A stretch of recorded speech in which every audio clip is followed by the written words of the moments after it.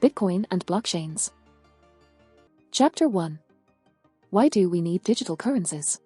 Today, there are dozens of digital currencies called cryptocurrencies. The first one, Bitcoin, was developed in 2008 and is still one of the most popular. And it has changed the possibilities for monetary transactions. Before Bitcoin, only two types of monetary transactions could be made: direct cash payments and transactions moderated by a third party. But these transactions are centralized or regulated by governments and central banks. This means that the value of our money fluctuates due to forces beyond our control, like inflation. Cash payments and third-party transactions come with other risks too. Money can be stolen. Account information can be hacked. And conducting transactions via a third party exposes the transaction to surveillance. You may not always know who is now accessing information about you and your transactions. Bitcoin bypasses all of that, allowing people to store, send, and receive funds using a system that is both decentralized and secure.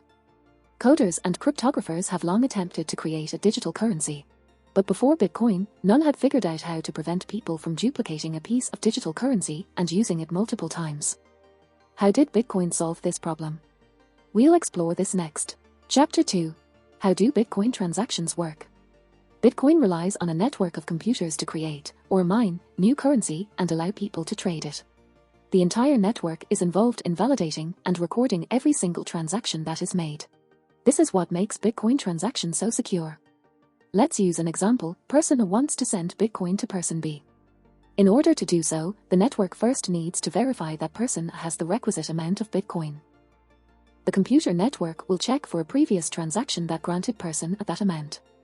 If every computer in the system agrees that the transaction is valid, it will go through. Then, the transaction will be recorded and grouped with other transactions into what is called a block. When one block is full, a new block is formed. Then, the new block is linked to the old block, forming a secure chain. Together, these blocks form the blockchain, which contains the records of every transaction that has ever occurred in the history of Bitcoin. Each time a new block is sealed and added to the blockchain, it is time-stamped. This creates a chronological record that cannot be changed. Instead of being stored in a single place, blockchains are spread out over a network of computers. Each computer in the network is referred to as a node. And each node stores a copy of the entire blockchain. This protects the network from being hacked.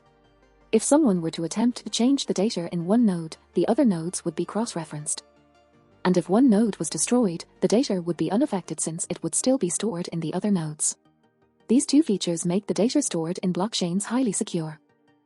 While blockchain technology is commonly used to record transactions made in Bitcoin and other cryptocurrencies, it has other uses too. We'll look at these other applications of the blockchain next. Chapter 3. What are other implications of the blockchain? Blockchain technology has uses other than supporting a digital currency system. Recently, there's been an explosion of interest in NFTs, or non-fungible tokens. These are unique files, often digital artworks or videos, that can be bought or sold with cryptocurrency.